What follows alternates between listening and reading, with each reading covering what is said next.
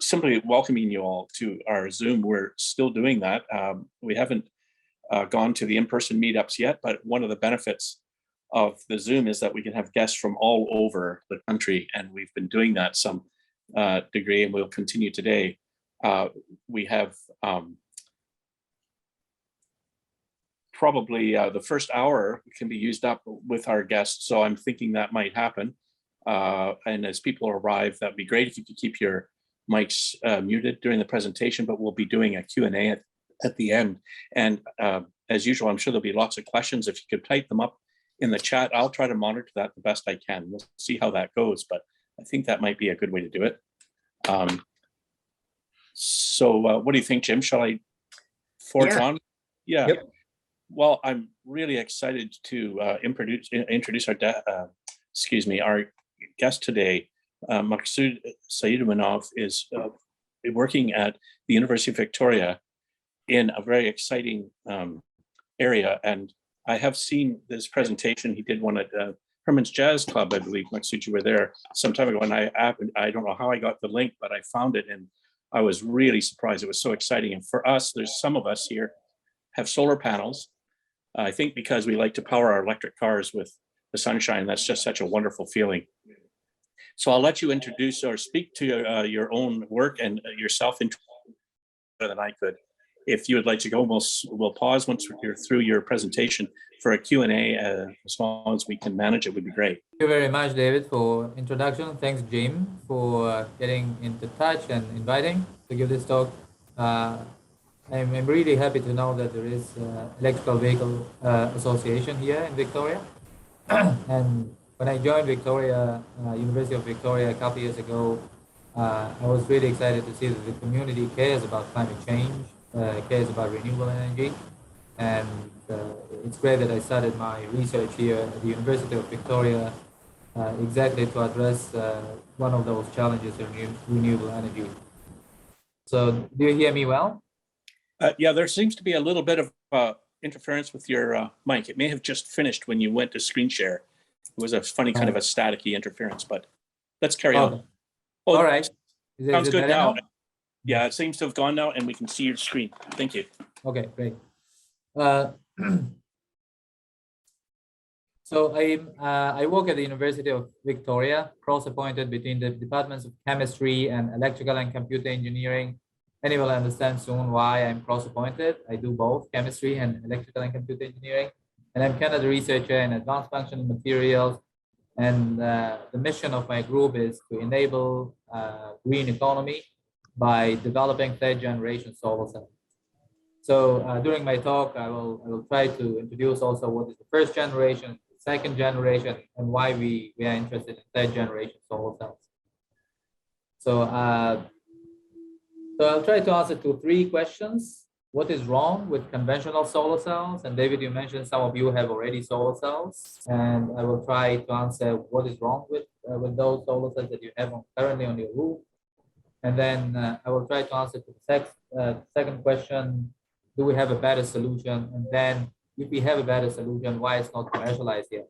So if you have a solar cell on your roof, most likely 99% probability that it's made of silicon.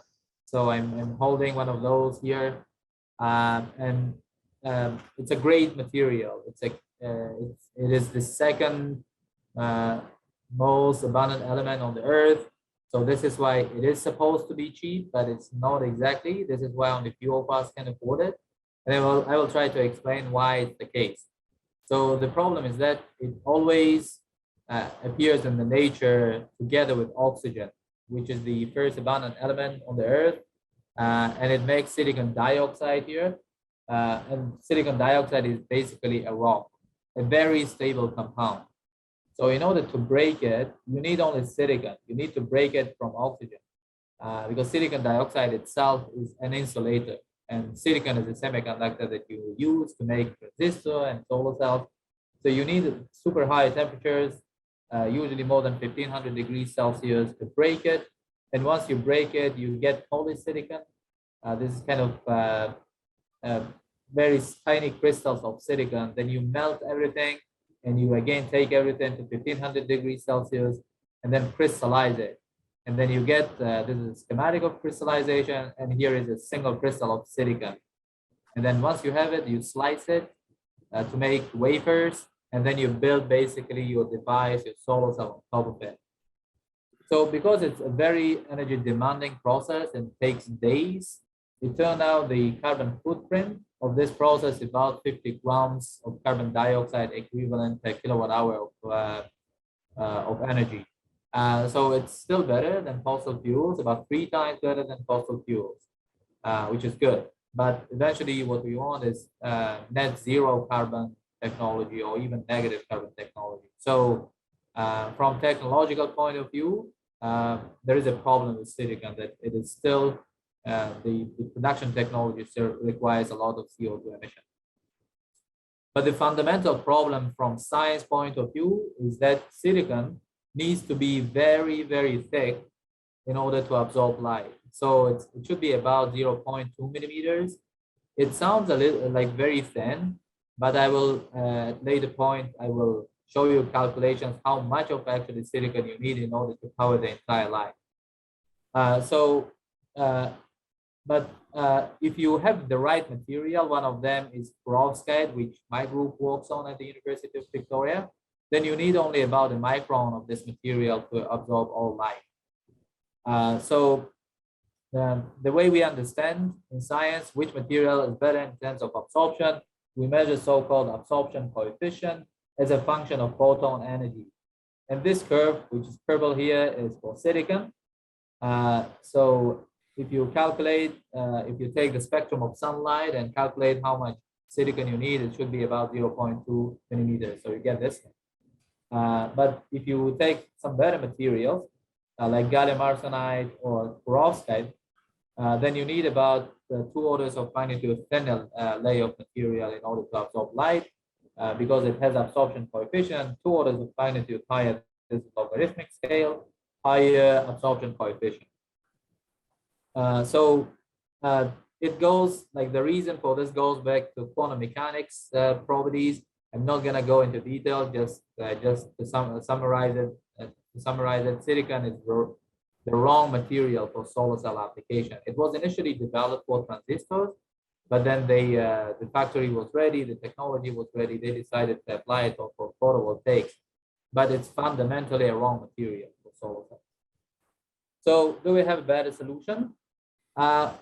If you want to find a better solution, the best way to look is this website, National Research Energy Lab of United States. What they do, they measure, you make basically a solar cell in your laboratory, and then you send them.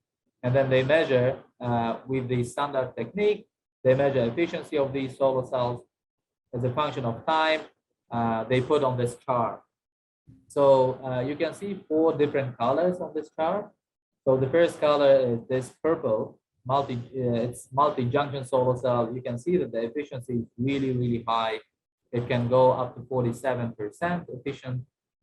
Just for comparison, the ones you buy in Canadian Tire is about 15% efficient solar cell. So this is by 3 times more efficient. But it will cost probably a couple $1 million to cover your roof. It's multi-junction solar cell technology. It's good for space applications, but it will never be good for scaling up and for everyone's use. So this is purple technology. And the blue technology here, this one is crystalline silicon. This is exactly what you have on your roof. So the technology development has started 50, 60 years ago, and over time the efficiency has increased. It is pretty good. In lab scale at the moment, about 27%. Again, the one that is Canadian Tire and upscale technology for everyone's use is about 15%. And these technologies, both these purple and blue ones, are called first generation solar cells. So they are made of single crystals and pretty expensive technology. So then scientists have decided to develop second generation solar cells. This is green technologies here. It's called thin film technology, okay? So as you can see, the efficiency is growing over time for thin film technology, but it still does not compete with silicon. So it remains to be a little bit low. And it has also some other problems that I will briefly summarize in the next slide. So the second generation of solar cell technology has made a tremendous progress in terms of fabrication, finding the better materials, which are fundamentally absorb better than silicon. But efficiency has remained pretty low. And then you have these orange technology. All of these are called third generation technology. And among them, there is one outlier, this one, which the efficiency of which is already comparable to silicon and higher than second generation. And that is perovskite solar cell. This is exactly what we are interested in. And as you can see, it offers efficiency of twice higher than any other third generation technology, much better than second generation, and already competing with the first generation. And if you actually combine this perovskite with silicon, you get efficiency of 30%, which is better than silicon already. So at this point, hopefully I motivated you that perovskite is a solar cell is a good technology for photovoltaics. Now, a couple of words about what is perovskite and what are the properties of perovskite that we are excited about. So perovskite is the name of basically crystal structure. So if you, I have pieces of perovskite here. So this is an orange perovskite, and then this one is a black perovskite. We use this one for making solar cells, and we use this one for other applications like X-ray detection applications. Basically, if you take this single crystal and zoom in, you will see that it's made of crystallographically, it's made of a cubic unit cell with cesium, lead, and iodide or bromide or halide, three types of element basically. So A, B, X.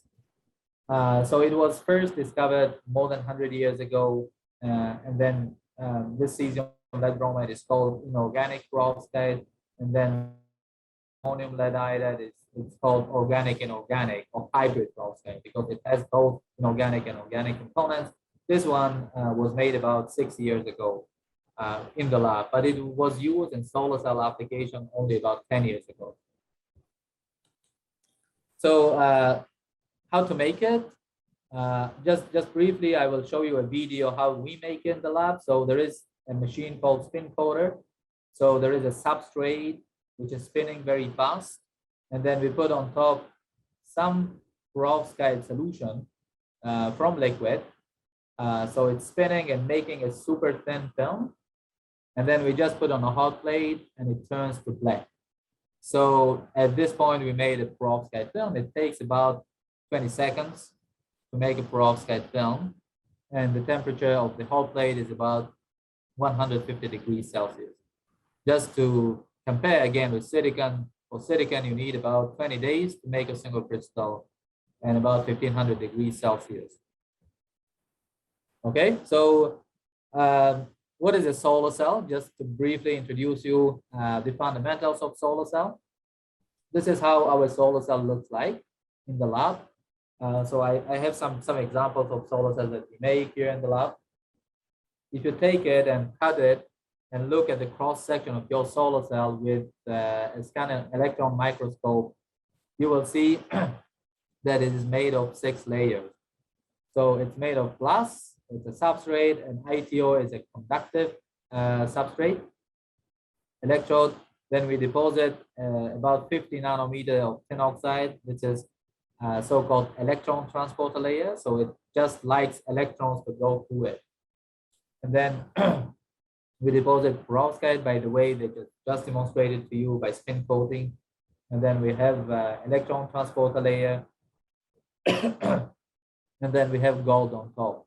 So 3 layers here are deposited from solution. This tin oxide, perovskite, and spirometers are made at low temperatures, and gold is thermal evaporated, and ITO and glass is already available to buy. So you just buy it to use. So when I think about a solar cell, it basically reminds me of a Big Mac. It's but the Big Mac is about 100 times 100,000 times thicker than the typical solar cell. So just to give you an idea how thin each layer here is, you need to take a Big Mac and squeeze it by 100,000 times. And then the size of the device that you have will be the same size of solar cell. So any pinhole that you can have here will kill the device. So this is why labs that work on solar cells, usually 10 or 20 PhD students work hard to focus on nanotechnology to avoid any holes here. So now, what is so special about Prof's guide?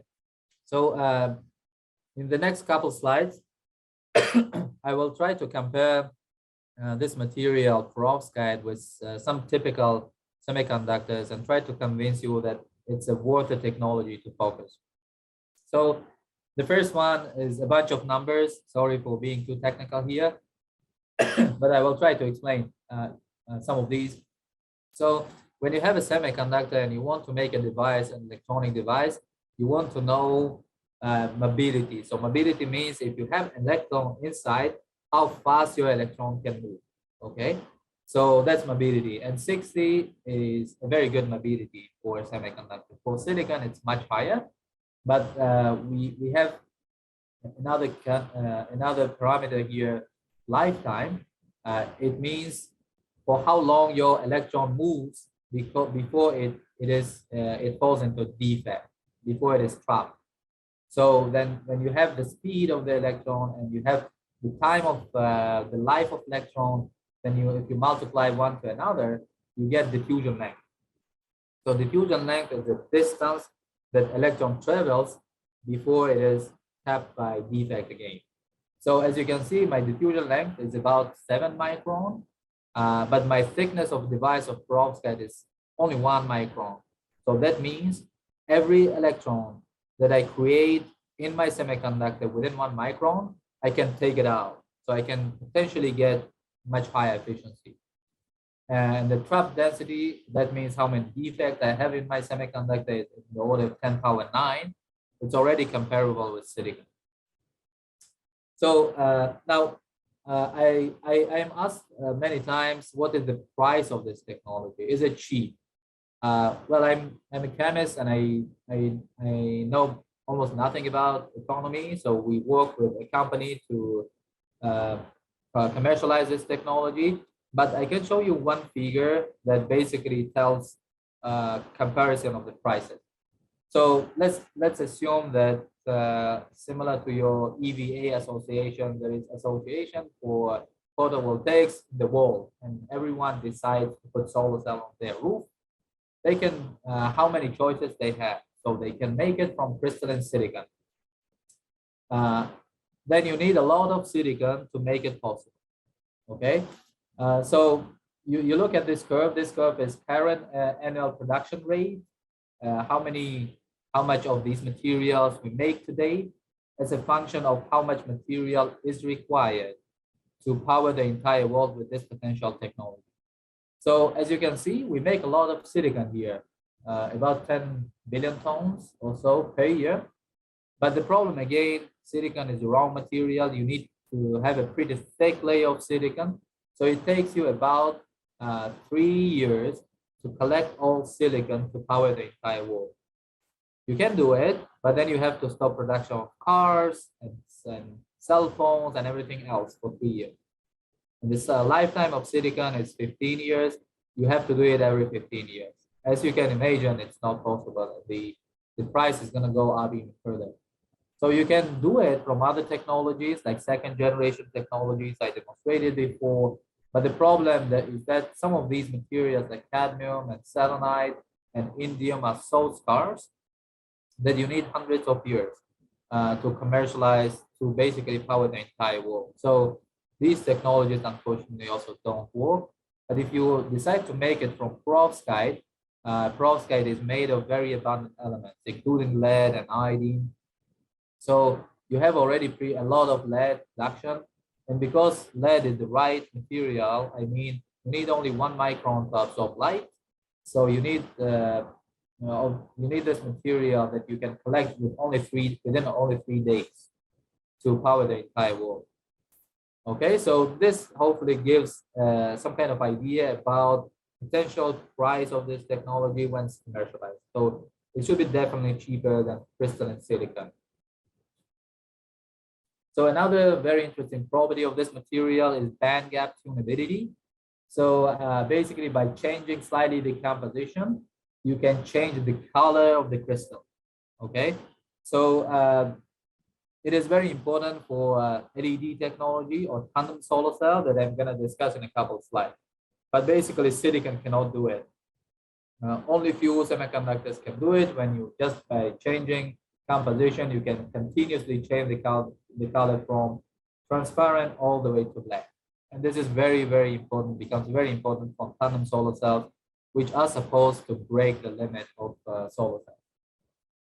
So hopefully at this point, I have convinced you that perovskite solar cells is the right technology to focus on, but why it's not commercialized yet? So first of all, the technology has been there. We are developing this since 2012. So only 10 years of research and development. And for industry to commercialize it, you need to show stability of 15 years. But the technology itself is only 10 years old. So another problem that perovskite solar cells have, unfortunately, anything that is made easily is broken easily. So if you don't put a lot of energy to make some materials, they also degrade pretty quickly. And that is the case also for perovskite, because it's made at lower temperatures. It's pretty unstable when you keep it at air.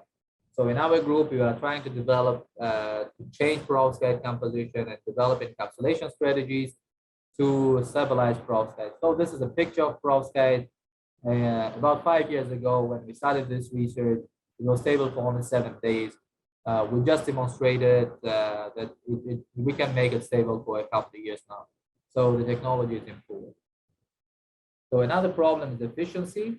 So in terms of efficiency, if you take a power conversion efficiency and calculate theoretically how much efficiency you can get from solar cell as a function of band gap, basically as a function of color of your semiconductor, it turns out that it is limited. And this is called Shockley-Queisser limit. So theoretically, there is no way you can go more than 30%. So if your semiconductor absorbs more light, it loses voltage, or the other way around. You can gain voltage, but you lose current. Eventually, you come into consensus and you get 30% energy out. So this is known to be known as Shockley-Queisser limit in our community, and it's a very sad news usually for us. That means you can get only 30 watts of energy per square meter of your roof if your technology is the best technology in the world, with 100% theoretical limit. But usually you get about 15 watts per square meter. So how to break it? So we also think about technologies, how to break this limit. One way of doing it is called Condom solar cell. So you have one solar cell and it absorbs part of the light, and then the remaining light goes to bottom solar cell, and this solar cell absorb the remaining light. And as a result, if you calculate how much efficiency you get as a function of these two band gap or the color of these two semiconductors, you can get up to 46% efficiency. So it's 50% increase or break over 30% limit, which is amazing. And again, how you can do it, you cannot do it with silicon again, because silicon has only one band gap. You cannot change its band gap. But with perovskite, this is our work we published in 2020 in collaboration with Nanjing University, when we show that you can basically have one type of perovskite, this orange perovskite that I'm showing here, and then make a solar cell out of it, and then use another like black perovskite on top. Then you can get an efficiency of 25%. We just reached 26% in collaboration with them, which already broke the record efficiency of silicon. And you can do it only with perovskite and one other technology, which is gallium arsenide, but that is very super expensive. That is the purple technology I showed in my first slide. So we are very excited about perovskite I'm not going to go into details of other problems. We collaborate with a local startup company, clean tech company, to address some other tech problems in terms of scalability and toxicity of this technology. But we believe that this technology will be commercialized within the next 4 years. So at the end, I would like to thank you, like all your association, for coming, and also like taxpayers. A lot of funding that we get comes from government, and we are very lucky, and we spend every cent that we get with a lot of dedication and a lot of mindfulness. So now I'd like to thank all my group members here and collaborators here at the University of Victoria and around the world, and sponsors for sponsoring this week. Thank you. Thank you very much, Makhsud. That was fabulous. I think there's greater minds than mine on this call that would have followed some of the details, but appreciate the depth to which you explored this particular subject, that's for sure. And I'm sure we're all looking forward to the opportunity to invest in some company that helps spread this out. Not to mention, I'm looking forward to having those in my yard or wrapped around my house or whatever it is. I heard in the last thing you were able to apply this to flexible surfaces and so on. So there's all sorts of possibilities with this technology that you haven't had the time to dig into. And I think now there's got to be some questions, because there's some people on this call who I think might like to know more. David, I'll go first. Yes. Makhsud, one of the holy grails of electric car ownership is to be able to power the car through a solar cell that's on the car. If these things are made, currently that's not possible, but if you reach 40%, 35% of efficiency, does that mean that we could be doing that? So let's assume you reach 50%, right? And then you put it on the roof of your car. So how many square meters do you have there? Let's say 3 square meters of the roof. Yep. On 3 square meters, you will be getting 150 watt energy, and that is probably good enough to go to work and then come back every day when you park a lot to charge it, or like during all the remaining time, right? Right.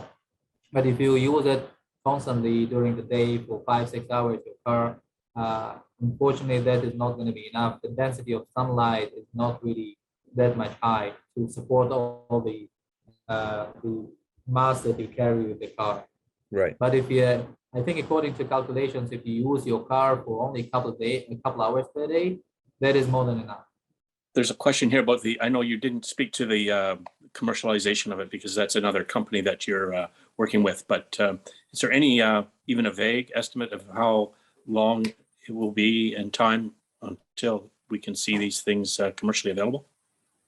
Yeah, that's a great question. And David, you actually mentioned about our flexible devices. So I think flexible devices for putting on window will be available probably within 3 years or 2 years. But for the roof, this is not the focus of the company that we collaborate on, but it probably would be available within 4 years or 4 to 5 years. So because we can make these solar cells at low temperature, that allows us to put it on the plastic, basically bag or plastic substrate like this, right? So I'm going to show you our solar cell will be deposited on the plastic substrate. So this is a solar cell. You can see that it's flexible. So you can potentially put it on your bag, on your head, or on any flexible substrate or surfaces that you have. So I think this technology does not require you to be very efficient, putting on the window or putting just on the buildings. This one probably will be available within 2 or 3 years. But the more efficient ones for the roof would take probably a little longer, 4 to 5 years. But like the company that we collaborate with, local company, is one And there are like 10 other companies, one of them Oxford PV, trying to commercialize it. So hopefully it will come soon. Great. There's another question here then about the toxicity you mentioned. I saw there was some lead involved. So would you please speak a little bit to the toxicity and where it exists in the product or in the process and so on? Yeah, sure. So the perovskite is made of 3 components, and one of the component is lead. So lead is toxic. So what are the ways to overcome this issue? So if you look at periodic table, you can replace lead with tin. It's a neighbor of lead in periodic table. That means it has very similar properties, but it comes with other surprises. There's more instabilities, right? And you lose efficiency by order of magnitude.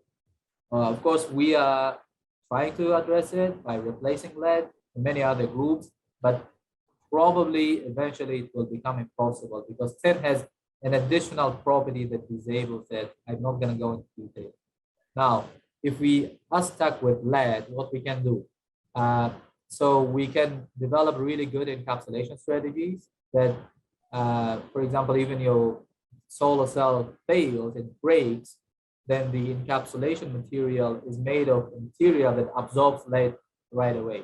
So this is what is used in water filters, for example, in your home. When you filter water and you drink the remaining water, it has lead trap already inside. So that technology is very cheap already.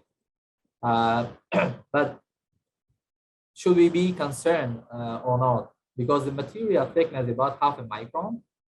Even if it fails and go to soil, if it is absorbed by 1 centimeter of the soil, then the amount of lead will basically not change. It will become, the concentration is so small that it will become just the background concentration of the soil. So most studies say that we should not be worried about it.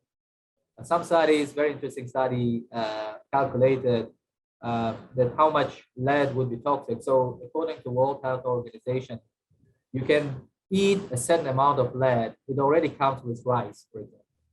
And you can eat already a certain amount of lead a day. Okay, so then if you calculate how much lead you are allowed to eat from World Health Organization and calculate it to solar cell, then if you don't eat every day 1 square meter of solar cell, then you are fine. So it's because such a thin technology, like such a thin layer, very efficient absorber, then you will be fine if you don't eat every day 1 square meter. But we totally understand there will be concern by the community, by people. Will they be comfortable to put it on their roof? So we are trying at least to partially replace that with tin. And this looks like promising. Right on, not to mention the fact that auto mechanics up until the 70s would work with their bare hands and raw gasoline to clean parts, which had a lot of lead in it. And I had a customer at my bakery who had chelation therapy once a month in Vancouver because of the lead poisoning.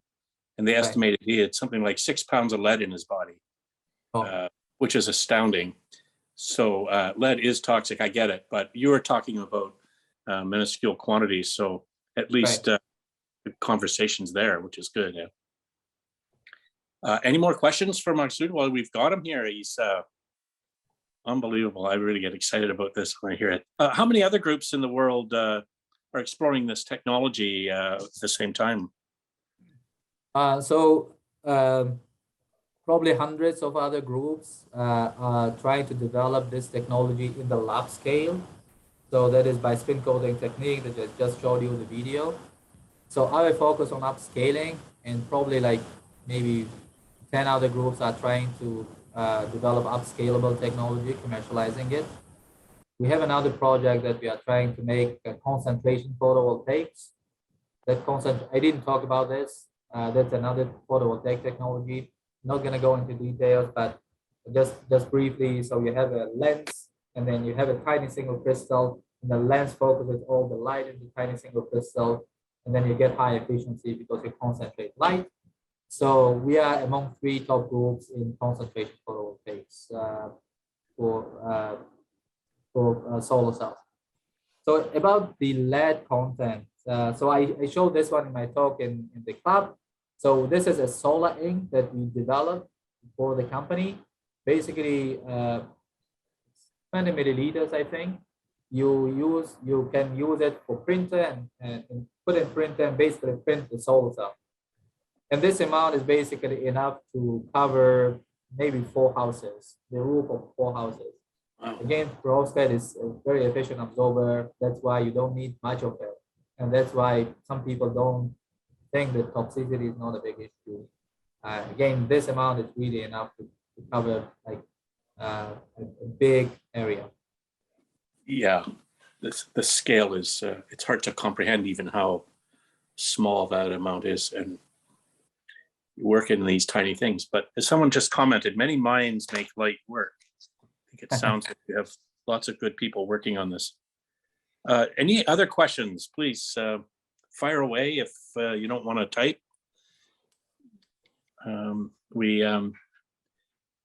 My head is spinning a little bit because this sort of thing doesn't come along very often, except you hear about all sorts of interesting ideas on the internet, of course, and so much of it sounds like bunk, and I think turns out to be it. Here we have someone who's involved in the research of it, which is a very exciting thing, and I'm so grateful that you've given your time, Makhsud, for this event.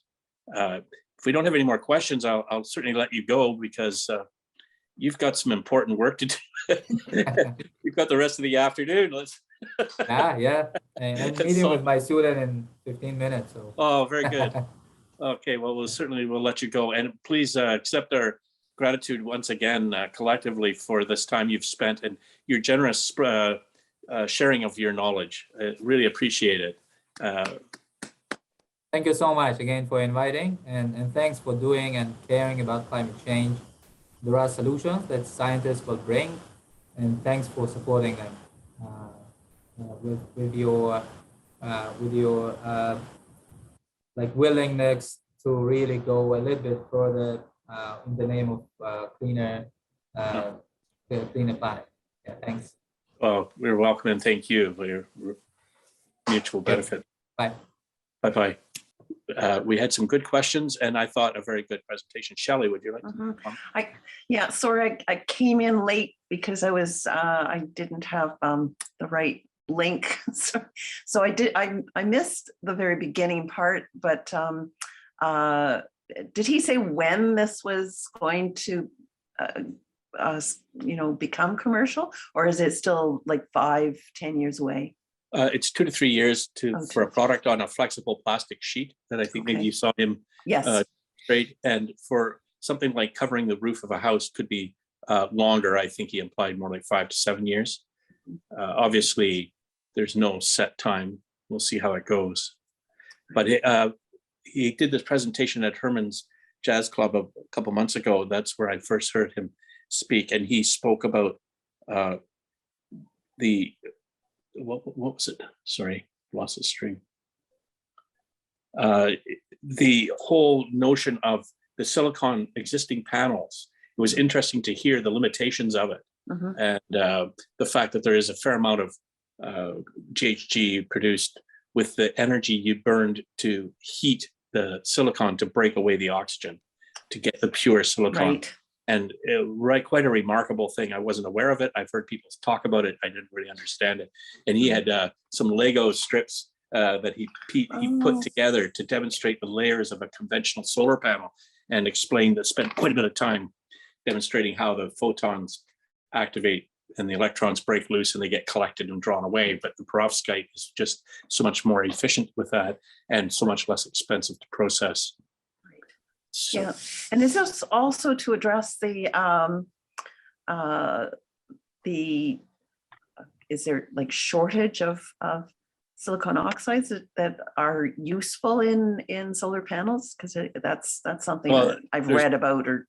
There's lots of it. It's just a very expensive. It's just the cost of the energy used to separate. He was saying that to collect if you were to produce all of the world's energy needs with solar panels, you would need some insane amount of silicon. To collect that would take 3 years, whereas the amount of perovskite needed would take 3 days or to collect. It's just you saw that little vial there, Yeah, covered 4 houses, roofs, super thin. right. And perovskite is a that is naturally found, or it is processed from mining. Someone less of a baker than me could explain better, perhaps. It is an element. It's a real thing. It's an element. Yeah. So it's not in the periodic table. I mean, it's not a single. It's a compound. Then. Yes. And then it's not like plutonium. But it's natural. Oh, sorry. So it's naturally found as perovskite. You said perovskite. Perovskite is produced. They mix it and then they spread it on a warm surface of 150 degrees Celsius, and within a matter of hours, it's ready to go. Whereas silicon takes days of baking at high temperatures and so on. Yeah, heard that. But Dave, didn't his cells, wasn't it a 2-layer cell? I came in very late as well. You were just talking about the 2 layers. So what I got out of it is a top layer, it's a perovskite or however you pronounce it, and the lower layer is still silicon based, is it not? No, he had a single layer of perovskite is about 30% efficient, but then they're able to treat it somehow. I don't understand that process to change the band gap, they call it, which is the frequency that's captured. Silicon only has 1 band gap, so it captures its 30% at best, and the rest escapes. It's the energy's gone. So with perovskite, it moves through, and the bottom layer captures what the top layer doesn't, and then they're able to do that because they can create these different band gap or band gap. The bottom layer wasn't silicon. No. It was perovskite, both layers, but they had different colors. He showed how they could be made into different colors. One of the fascinating things is that, and he even explained at this other meeting I heard him, was the medical reference. And I'm not sure if you could get that. My sound was a little bit garbled, but he was able to use it, shine laser or something onto it, and use it for medical imaging, for much more efficient and better quality imaging than what we have presently with our MRIs and so on. And that's another element of with a company that he started up, developing that technology for medical equipment use using perovskite. And I think that is really kind of cool. Glengarry's put up on the chat, folks, for your interest, some information about perovskite. He did also explain the other meeting how there was quite a bit of work being done in Japan on this, and there's other groups around the world, and they're in touch with each other. Everybody's sort of striving for that same result. The commercialization of it, that'll be interesting to see. Glenn, are you in the park? Not today. in his dreams. Yeah, we'll be starting next Thursday for 3 weeks, towing that little trailer behind our Model Y. Nice. What's going on? You know, it'll be directly the day after we do our spring electric vehicle count, and shout out to all the other EV groups around the country to brag as much as we do with the flower count here on the West Coast. So, yeah, I think they need something happy to talk about, and EV counts are a very happy thing. Yeah. Anybody want to update the gang on what's happening there? Glenn? Sure. Yeah, we've got some volunteers who are graciously giving up their time period from 6:30 in the morning till 9 to count all the various streams leading into the vast metropolis that is the Capital Regional District. And we'll count all those up, and then we'll share up, we'll meet for coffee and a donut gratis from all the efforts of the club. And then we'll have the numbers, and we'll punch those out to the rest of the country. And on some of the other meetings I do, I've encouraged other groups around the country to do the same. So yeah, we're just going to get out and we're going to count EVs. Going to be published somewhere really splashy or anything? Or on the news? Well, yeah, CBC, last year- radios, Yeah, last newspaper year- coverage? Yeah, last year it made huge amount of media coverage. And We beat them off with a stick. They were all over us. Yeah. They loved- every newscast, literally, and every newspaper. So we'll see if they're as excited this year. Yeah. We've got 3 or 4 Out there members. and of beating the their bank. heads to make sure they publish. Mhm. Yeah. What's that, Eric? We got 3 or 4 members from Vancouver on right now. The one that says Peter Bear is actually Bruce Stout. Yeah, we were chatting with him earlier. Yeah, so I don't know what they've got planned. Yeah, real challenge doing it in Vancouver. Yeah, Bruce, you did one last year, didn't you? Mr. Bear? I think he's hibernating. Yeah, could be. Fell asleep. I think in Vancouver, it might be easier to count the non-EVs and subtract it from the total cars. Yeah. Kelly, are you on there? Mr. Carmichael? I'm here. Excellent. Any idea if Vancouver EVA is going to do a spring EV count? I don't know. Okay. Your leadership was told a couple times in the last few months. So anyway, Wednesday, 06:30 to 09. Yeah, so cool.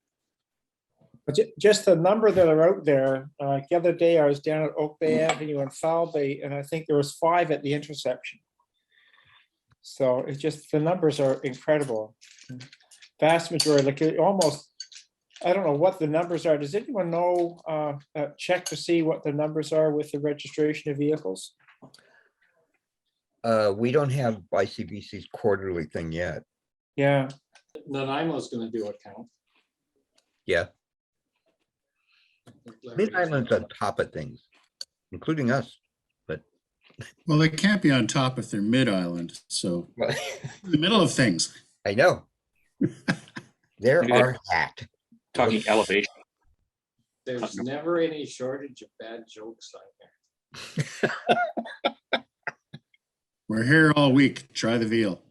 Yeah, I'm sort of on a short of that, the count. And we mentioned the big bash down in Texas and the big factory that can produce 500,000 cars a year when it's up to scale or more. Was there anybody here that got invited to that? I got invited, but I didn't go. Isn't that terrible? It's a You long could've way to rubbed, drive for a hot dog, I tell you. You could have rubbed shoulders with Sandy Monroe, who It's actually did 600, get in. it's about 600 kilometers shorter to drive from Toronto to Austin than it is from here. It's actually only 5 hours longer to drive to Toronto from here than it is Austin, Texas. I'm always astounded by the scope and scale of things in this continent. And that one, when I looked it up, I sort of shook my head and thought 38 hours of driving. It's a long way to go for a hot dog. Yeah. But if you watch the video of the event, shortly, just a few minutes after Elon Musk comes on stage for his little shtick, there's a quick shot of James Locke. He's down the front row with all the kids, all the youngsters, and he's standing there trying to go, wow, look at these kids. But anyway, he quit. We got to see him at least. So when you saw Elon there, I don't think we were actually seeing Elon. I think we were seeing a Tesla bot. Yeah. Prove me wrong. Stand in. David? Yep. I'd Yes. like to just volunteer some information. I recently purchased the ID4. Oh. And as you may know, ID4 provides for 3 years of free charging at Electrify Canada. Electrify Canada has 1 station in Nanaimo. So I wanted to consider other charging stations, and I had this awareness that Petro-Canada was going to have a charging station. So if you look at Petro-Canada, they have one station out on a Pat Bay Highway. Yeah. So it's a little disappointing. They advertise they're going to put in charging stations, and so far as I can gather, they have one in Victoria. Electrify Canada only has one up in Nanaimo. Yeah, that doesn't do you very well, does it? No. For the free. Apparently there's Electrify Canada's planning one for the greater Victoria area, but it's gonna be a while. And the Petrocan stations initially were to connect coast to coast on the Trans-Canada Highway mostly. So you would have a station no more than 250 kilometers apart. So the idea being you could drive from coast to coast on Petrocan chargers. The point I think you're making, though, is about availability in general and that we need more. And I think that's true. For them to sit back on their laurels that they've produced stations every 250 kilometers or less is just not enough. We need them to keep adding. On the positive side, with respect to Petro-Canada, it was dead easy. They had high-speed chargers, and you just insert, in my case, a Visa credit card. What's really interesting is, so far as I can gather, I haven't been charged for the electricity I received. You haven't been charged? That's correct. If you looked at the charging station, they had a meter for the amount of charging time, a second meter for the amount of electricity, and a third meter for the cost. And the cost was exactly zero. When was this? Well, about a week ago. Oh, really? Okay, because when they first put them in, they were free, but they were supposed to, last time I checked on them, they were like 50 cents per kilowatt hour. I've received no charge, and the meter showed no charge. Okay, interesting. Is there, by some chance, a connection to your Electrify Canada account with them and VW? Not at all, none. Yeah. No. Well, I don't know that. You got a free one. Speaking of charging stations, my neighbors just got back from Arizona, and they drove from Arizona over to California because their daughter's there, to the Bay Area. And he said you couldn't believe all the Tesla supercharging stations were clogged full, and there were lineups waiting to get into the stations at every one of the stations that they went by. Even with the size and the number that they have in California, they're just all over the place. Yep. It gives you an indication of just how many EVs there are in the state that people are. And I don't know if this was on with their travel on a weekend or what it was, but there's he said he couldn't believe the number of people who were waiting and wondering how long the wait would be for them to get to a charger. I'll do a trip report, based on this thing here I'm towing, because I'll go down the West Coast, Washington, Oregon, California, cross into Arizona, Grand Canyon, up into Utah, through all the national parks there, and then up into Idaho. And I'll then decide which mountain pass I'm going to go through based on weather. And we'll see how it goes for charging. You pick up some potatoes when you're there for me? In Idaho? I have to eat them because I can't bring them across the border. You can't? No.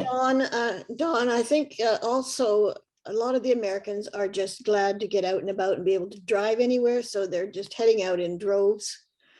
And so many people have Teslas in California that is one reason why they're clogged up. People just haven't been anywhere in a long time. Interesting. So long weekends are really bad.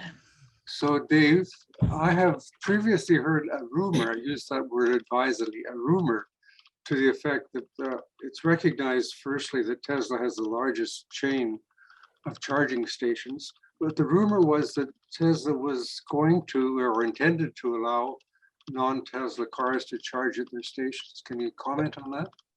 Yeah, I don't know the details, but they've already opened it up in, I think, the East Coast of the US, is it? Europe? And it's coming. Yeah. The various manufacturers have to work with Tesla, though. And Tesla has always said that if they would be approached, they would be willing to do it. They're making a major effort now. Part of the reason being that if they were to open to everyone, the US government has lots of money to provide for new chargers that everyone can access. So Tesla, I think, can manage access to those grants.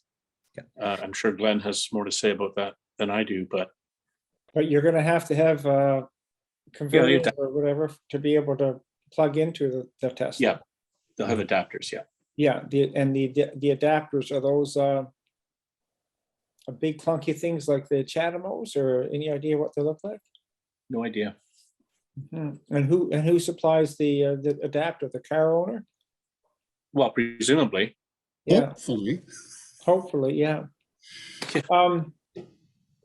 Just on that, earlier this week, I think it was on Monday or Tuesday, Biden, or at least the White House, had a meeting with all of the presidents of the major auto companies in North America. So GM, Ford, Stellantis, and Musk was invited as well.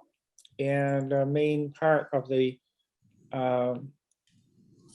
whole idea of pulling them together is your commitment to move very rapidly, as fast as they can or whatever, towards EVs. And it was heartening to see for the first time to have Musk invited, because the White House has not been terribly sympathetic towards Musk, and the other way around as well. So, from that, and part of the meeting was focused on charging stations and the availability to charge, and wanting to have a common standard, or at least some form or way to have access, no matter what kind of vehicle you have, to all the different charging stations. I would expect Musk, because he's put billions of dollars into his charging network, isn't just going to be happy with people plugging in and getting money from electricity sales, as much as getting some sort of commitment for the other auto companies to contribute towards the construction cost of those. How that's going to work, I don't know. I can comment on that. The funding that Tesla would have available is 50% of their entire network to allow other cars on it.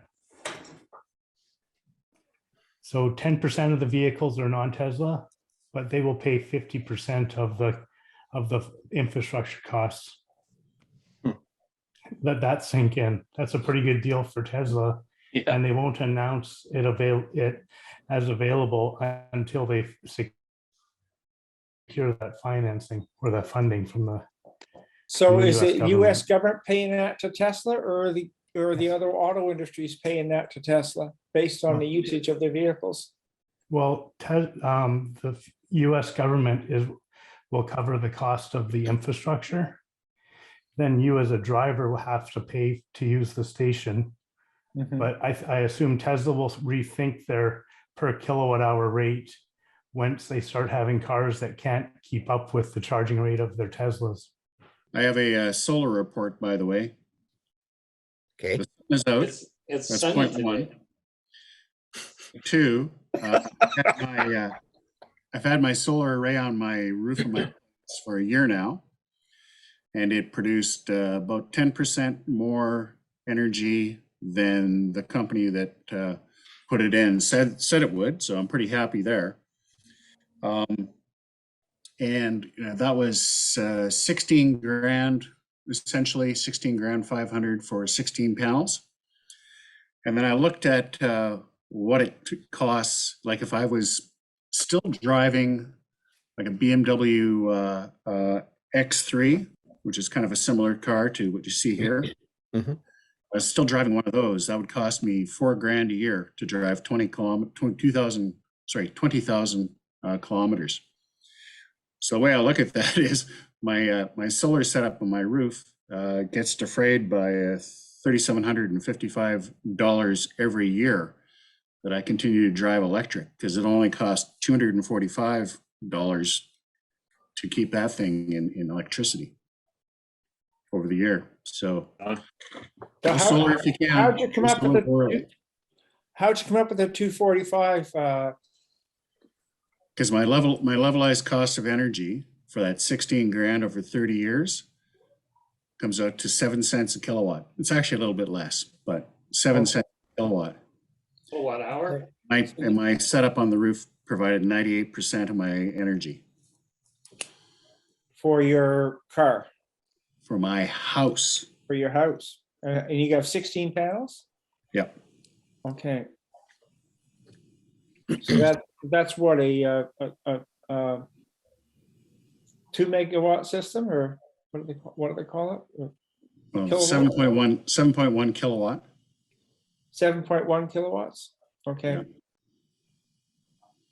1,100 hours.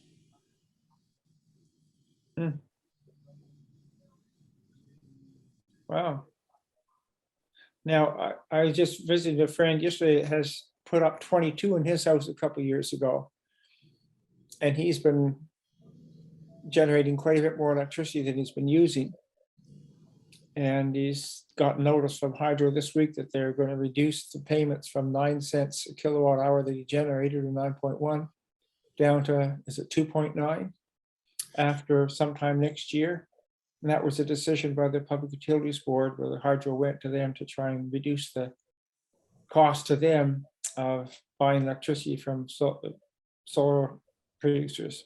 Yeah, last I heard, the mid-Columbia rate was 4 cents, but Yeah. that's renegotiated every April or something. Okay. Yeah, so what it is he had a grandfathered clause, or he was getting it at 9 or 10 cents. Mhm. There was a period where BC Hydro would continue to honor that and then step it down. Yeah, and it's pretty funny, because if you look at it from BC Hydro's point of view, they're getting electricity put onto the grid that they didn't pay any money for generation for, didn't pay any money for transmission. They're not paying any money for distribution. So that kilowatt is worth a whole lot more than just 10 cents. So you can get your friend, hand over fist. what he has to do is use more power. So perhaps he can set up a furnace and make perovskite, so that he's not selling it to BC Hydro, because why would you sell a product to the lowest bidder? It's sort of counter to anybody's sense of logic. So he needs, I don't know, buy a mixer and make donuts. I don't know. Do Green something steel. to use energy. Run an extension cord to your neighbor. Yeah, that too. That would work too. Most of my power comes off level 1, because I go into level 2, level 2, because I go into level 2 most months of the year, and the power I generate, I use first, of course. So that prevents that level 2 from growing higher. So I get paid, what is that, close to 15 cents a kilowatt hour for my juice. Don't you still have to subtract the level 1 value? No, because I'm going to buy the level 1 stuff anyway, because I rarely, there's not many months of the year where I don't produce anything. I'm usually in the level 2 most months. Even with Cost. your panels? Yeah, it works out to about half my hydro bill. But most of it comes off the top, right? Because yes, I shouldn't say most of it, probably at least half of it. Well, anyway. I'm surprised you hit level 2 in months other than November, December, and January. Oh yeah, no. September, October, November. They're all. No, it's 2 cars. It's 4 adults, so it's a suite, right? An apartment. But our living space and all the heat and all the hot water. Well, we have hot water, solar, but anyway, yeah, no, it's excellent. It's over $1,000 a year worth of electricity that I don't spend. Anyway, I would suggest, if he's producing that much more than he needs, that he literally finds some way or some reason, I don't know, grow vegetables and use an electric dehydrator to preserve his food. Yeah. Anything to use power, because 2.9 cents a kilowatt hour is obviously cheap like borscht. Yeah, well, they heat the house with baseboard heaters, but they also have a wood stove, and they use quite a bit of wood in their wood stove. Oh, knock off the wood. Yeah. Just toxins in the air. No, absolutely. And shift the electric baseboards to electric hydronic. Fancy name for heating water or oil, Mhm. heating up air that dissipates so quickly.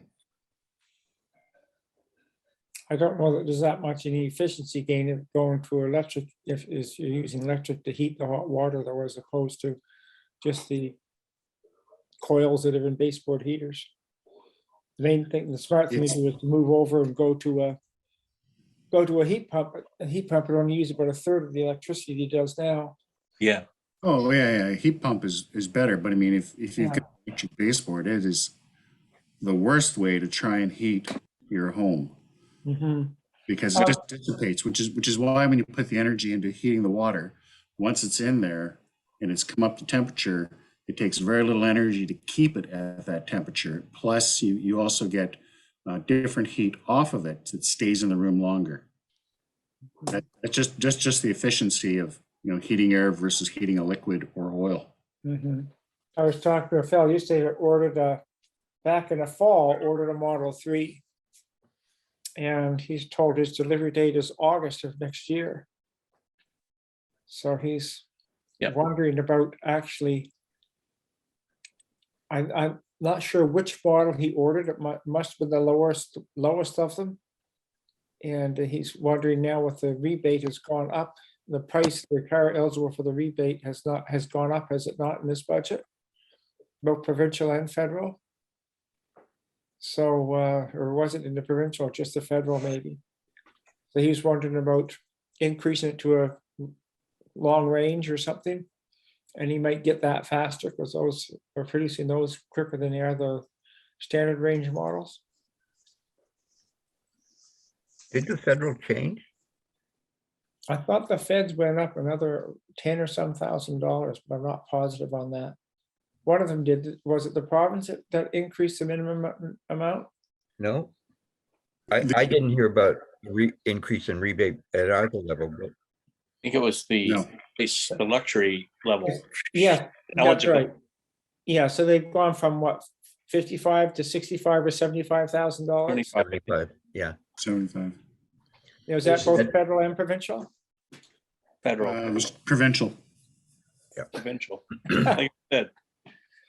I have a feeling the feds have two matching it. So I think they should spend their time legislating instead of giving money to buy cars that don't exist. Yeah, exactly. Well, that's what the mandate is supposed to do. That's the legislation part. And we get to see the details and see what the sticks are in that whole thing. And if it's, if for every car that you don't make up to your required quota costs you $5 to $10 grand as an auto manufacturer, then that'll get their attention because that sucks all the profit out of it for about 5 years. They'll then start making EVs or they'll get out of the market. Either way is good. Or let Chinese cars into Canada. Yep. Yeah. Shelley has a question. Yeah, I just a tidbit on my issue of replacing my battery for a larger one in my 2015 Leaf. And so I did thank you, Glenn, for letting me know about Precision Auto Service, Scott Weddell. Mm-hmm. So I did talk to, I sent him an email and didn't hear anything. So a few weeks after I called and got him. And so we talked for a little bit and he said, oh, I don't do more than 1 or 2 a year. And he said, well, you'd be on the list, but, and I never did hear from him. I thought he was going to send an email to those people who had, emailed him since, and I haven't. So I should follow up on that again too. But yeah, and he also quoted a fairly high price for it, like much higher than Julian did. Shelley, I heard from a guy this week who got in touch with Precision, and they're in the midst of constructing a new facility to do these things. So okay, so follow up. Yeah. With it. Okay. They're not quite open their new plant yet. No. Big shop building project, so I'm sure they're very busy with that. And the So problem is those darn batteries just keep on working. Oh, mine is. I mean, mine. I But have Eric one has more a year. two-tone. Eric has a two-tone bug for you, I'm sure. Yeah, and it doesn't Yeah. have much range. Yeah. Yeah, I've never tested No it. thanks. I've got to pull the motor out and do something with the transmission on it too. Yeah, Shelley, I think you're just too early in the game on this stuff. Wait a few years and there'll be more of it available. Yeah. They're too new. You know, the batteries, I mean, mine's are 14 and I've still got 87% or something of the battery. I still have 100 on mine. Yeah, And yeah. this is my 7th year. Wow. Did you say it was a 30 watt kilowatt? No, mine's a 24. 24, yeah, mine too. Mhm. It is a bit short. Your 24 still showing 100%? Is that with leaf spy or is that with the meter, the bars on the? That's with the car? bars. So it's not as, maybe as accurate. Yeah. Yeah. Mhm. So that's the only one I've been able to get it tested. So maybe can I request at Nissan to do a more exacting test? They next- don't have the capability to do it. Okay. You're better off When? downloading Leaf Spy on your cell phone and spending $30 for a dongle and doing it yourself. It does it automatically for you. Okay. That's Or probably the or best pop measure. the motorized and ask nicely if they'll do it for you. Hmm. He's got the dongle, and Dylan's, if he's not busy, which he is these days, but if they have time, they might come out and plug in and do a quick Analysis. analysis. I'm not sure how much they'll give you, but Okay. Or maybe meet up with Don for coffee and he'll do it for the members, helping members. That's Yeah. Exactly. Right.